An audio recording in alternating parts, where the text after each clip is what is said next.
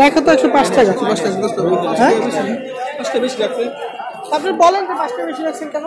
হ্যাঁ ভাই, আজকে তো আপনাদের দেখছে না, আমি একজনকে বলছি, পরে সাংবাদিক আছে জানকে এখন 10 টাকাও বেশি রাখে মাঝে মধ্যে। যখন টিকিট কাটতে আসি বলে যে টিকিট নাই, এমন হয়েছে, অনেক হয়েছে 10 টাকা দেই নাই বিদায় উনি আবার টাকা দিয়ে মানে টিকিট নিয়ে আবার টাকা দিয়ে দিচ্ছে।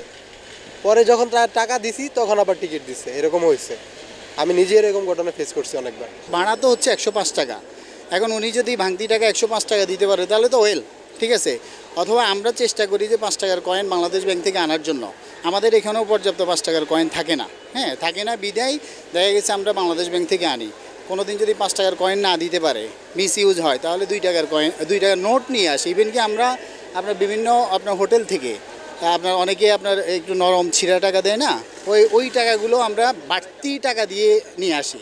যেমন আপনার 2 টাকা 5টা বান্ডিলে 1000 টাকা হয়, 1030 টাকা দিয়ে আমাদের আনতে হয়, অনেক সময় 20 টাকা দিয়ে আনতে হয়, বাড়তি 20 টাকা দিয়ে আনতে হয়। কার জন্য? আপনাদের যাত্রী সেবা দেওয়ার জন্যই তো, যেহেতু কমপ্লেনটা না আসে 5 টাকা। এখন দেখা গেছে কোনো কারণবশত আমি আপনার এটাকে যদি আপনার ইয়ে করে নিই, যে একটা সিস্টেম করে নিই যে আমার কাছে 5 টাকা নাই, এটা বলে আমি 5 টাকা বেশি নিয়ে যাচ্ছি, সেটা না, ঠিক আছে। 2 টাকার নোটেও দেখা গেছে আমি হয় আপনাকে 1 টাকা কম দিতে হবে অথবা আপনাকে 1 টাকা বেশি দিতে হবে। অনেক সময় আপনার কোনো যাত্রীকে 1 টাকা কম দিয়ে আবার কোনো যাত্রীকে 1 টাকা বেশি দিয়ে দিই, তাহলে কি আপনার সমান সমান হয়ে গেল আর কি, ঠিক আছে। আলটিমেটলি আপনারা বলতে চাচ্ছেন যে আপনারা মানে 5 টাকার যে বেশি রাখার যে ব্যাপারটা সেটা আপনারা নেভার, ইটস সম্পূর্ণ অসত্য তথ্য। উদ্দেশ্যে যদি একটু না, ওনারা যেটা করতেছে, ওনাদের কাছে যদি 5 টাকার কয়েন থাকে, 105 টাকা দেয়, তখনও যদি কেউ বলে যে আপনার আরও 10 টাকা দেন অথবা 5 টাকা দেন, সেটা তো অবশ্যই আমাদের দোষ, ঠিক আছে। এই ধরনের কমপ্লেন কখনো করে না। কোনো যাত্রী এসে যদি আপনার 105 টাকা দিয়ে দেয়, তাকে সিট সহ দিয়ে দেওয়া হয়, ঠিক আছে। আর যখন সিট থাকে না, তখনও আমরা বলি যে ভাই 5 টাকা ভাঙতি নাই, আপনি 5 টাকা নিয়ে আসেন। আপনাদেরকে দেখে টাকাও নেয় না, সিটও দেয় না। আমি আজকে আসছি গহরপুর থেকে, একটা সিট দিছে, 3 জন আসছি, আর আপনার 60 টাকা বেশি দিছে, 60 টাকা বেশি নিছে কাউন্টারে, গোবরগাঁও কাউন্টারে। আর এখান থেকে আমি প্রায় ট্রেনে যাওয়া আসা করি, এখান থেকেও বেশি নেই। আজকে তো আপনাদের দেখছে না, আমি একজনকে বলছি, পরে সাংবাদিক আছে জানকে এখন 10 টাকাও বেশি রাখে মাঝে মধ্যে। এটার যুক্তি হচ্ছে, আমিও বলি, যখন টিকিট কাটতে আসি বলে যে টিকিট নাই, এমন হয়েছে, অনেক হয়েছে 10 টাকা দেই নাই বিদায় উনি আবার টাকা দিয়ে মানে টিকিট নিয়ে আবার টাকা দিয়ে দিচ্ছে। পরে যখন টাকা দিছি তখন আবার টিকিট দিচ্ছে, এরকম হয়েছে। আমি নিজে এরকম ঘটনা ফেস করছি অনেকবার। মানে আমি বলছি যে আমি তো গফরগাঁও যাত্রী, গফরগাঁও যাবো, উনি টিকিট ফার্স্ট টিকিট দিচ্ছে, পরে আমি ওনাকে টাকা দিছি, পরে অনেক সময় 5 টাকা 10 টাকা বলছে যে 10 টাকা বেশি দিতে হবে, যুক্তি কিছুই না, এমনি দিছি। পরে আবার বলে যে টিকিট নাই, সিট নাই, নর্মাল টিকিট দেয়। এটা হয় বেশি এয়ারপোর্ট থেকে বেশি হয়, এখানে খুব কমই পাইছি কিন্তু তুলনামূলক কম। কিন্তু এয়ারপোর্টে আপনার টাকা বেশি টাকা টিকিটই সিটই দিবে না মানে দিবে না। এয়ারপোর্ট থেকে সবচেয়ে বেশি হয় এটা বন্ধ করেন, এই দুর্নীতি বন্ধ করেন, রেলের এই দুর্নীতি বন্ধ করেন আপনারা। 45 টাকার টিকিট, সেখানে যাত্রী 50 টাকা দেয়, 5 টাকা ফেরত দেয় না। আর 5 টাকা সচরাচর থাকেও না, যাত্রীর কাছেও থাকে না। এখন দেখা যায় ওনারা হয়তো অনেক সময় 5 টাকা দেয় না, ভাঙতে নাই, যাত্রীরা অলসতায় ফালায় রাখে, 5 টাকায় তো দিয়ে গেলাম। আবার অনেক যাত্রী আছে ঘাড়ামি করে যে না আমার 5 টাকা দিতে হবে।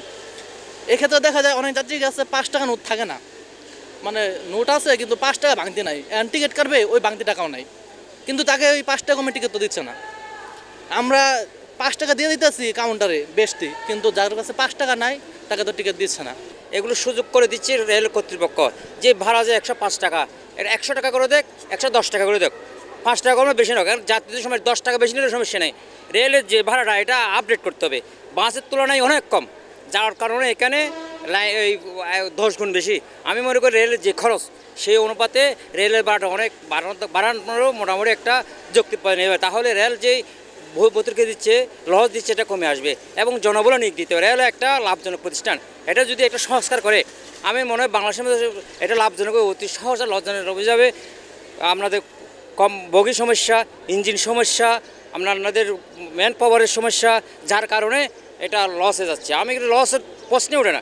আমি চিটাং থেকে আসছি 750 টাকা ভাড়া দিয়ে নাজির থেকে, অথচ চিটাং থেকে 750 ইন্টার আন্তনগর ট্রেন সুমন চেয়ার কত 350-400 টাকা, অথচ 680 টাকা চিটাং থেকে ভাড়া, তাহলে কত ডিফারেন্স। তা অনেক সময় দেখা যাচ্ছে যে এই যে 500-700 টাকা দিয়ে যাচ্ছে ওই ট্রেনে।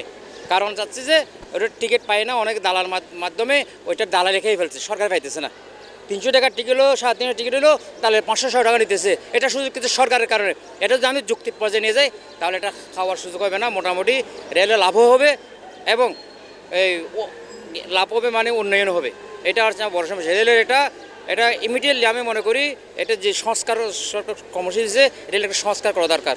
রেলের সম্পদ এগুলো উদ্ধার করা দরকার, পরিষ্কার পরিচ্ছন্ন, আবার পাশাপাশি যাত্রীর সেবা মান বাড়া দরকার।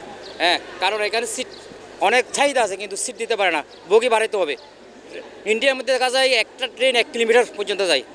1 কিলোমিটার অনেকে বলতে 1 কিলো লম্বা, আমাদের 15-20টা বগি দিলে কী হয়, সমস্যা নেই। 4-5টা বাড়াই দেখ, ভাড়াও বাড়ায় না দিতে। এখন তো মনে করে 10 টাকা দিয়ে একটা, এখানে আমি একটা পেটিস খাচ্ছি 50 টাকা, অথচ নরসিংদী ভাড়া 50 টাকা, 20 টাকা নিয়েছি, 40 টাকা 50 টাকা নিতেছে। এটা ভাড়ার আমি নাজের কথা বলি, নাজের থেকে চট্টগ্রাম চিটাং ভাড়া 10 টাকা 1600।